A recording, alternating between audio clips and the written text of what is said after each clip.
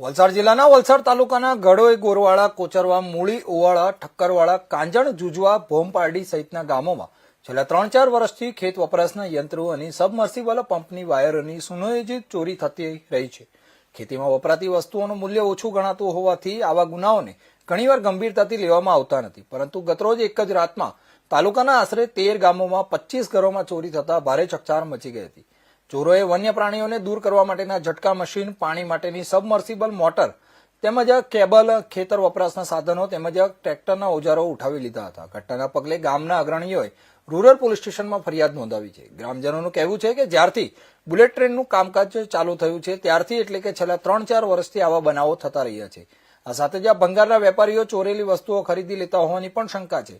નોંધપાત્ર બાબત એ છે કે ગત 22 ડિસેમ્બરે પણ આ જ પ્રકારની ચોરીઓ થઈ હતી, જેના સંબંધમાં પોલીસને અરજી આપવામાં આવી છે અને તપાસ ચાલુ છે। તે દરમિયાન ફરી આવી ઘટના બનતા ખેડૂતોમાં ભય અને અસુરક્ષા ફેલાય છે। હવે પ્રશ્ન ઉઠે છે કે આવી સ્થિતિમાં ખેડૂતો ક્યાં જાય અને કોના પર વિશ્વાસ રાખે।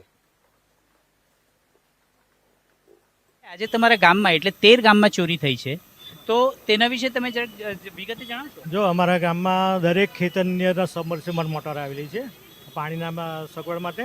હવે રાત્રિના સમય દરમિયાન કોઈ ચોરતાઓ આવે છે અને કેટલાક ખેતરમાંથી સબમર્સિબલ મોટર અંદરથી ખેંચી કાઢે છે અને મોટરને ઉઠાવી લઈ જાય છે અને કેટલીક જગ્યાએ તેના કેબલ કાપી લઈ જાય, જ્યાં મોટર કાઢવા શક્ય નથી ત્યાં એના કેબલ કાપી લઈ જાય છે।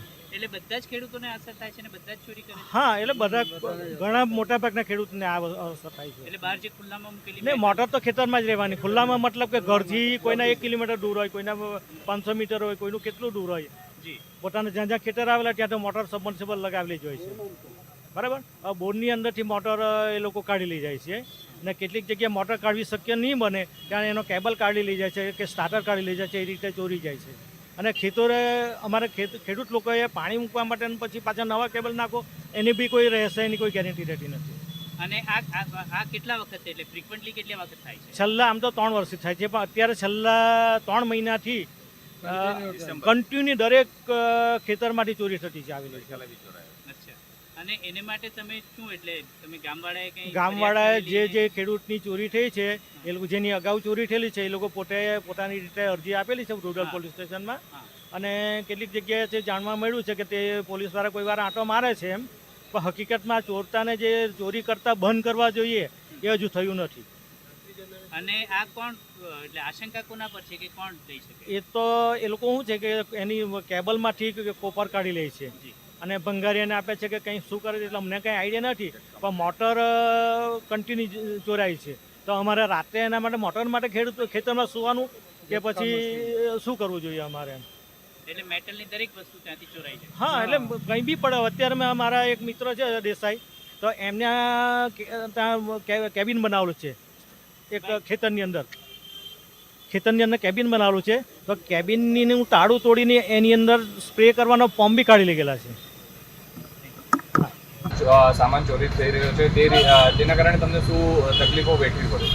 એના કારણે બીજો તાત્કાલિક કેબલ લાવવું પડે, કેમ કે બધાએ શાકભાજી કરેલી હોય, વાડી પાતા હોય, બધું જ કરવું પડે। હવે એ 10,000નો એકવાર કેબલ ચોરાય એટલે એમાં પાછા 10,000 રૂપિયા ખર્ચવું પડે ને ઘણાનો સબમર્સિબલ કાઢી જાય તો 25-30 હજારનો સબમર્સિબલ આવે। એ સબમર્સિબલ ચોરાઈ જાય એટલે તેણે બીજા તાત્કાલિક 25,000નો સબમર્સિબલ લાવવું પડે। જેનું ઝટકા મશીન છે ચોરાઈ જાય તેણે છે 10-15 હજારનું ઝટકા મશીન છે પેલું થાય છે।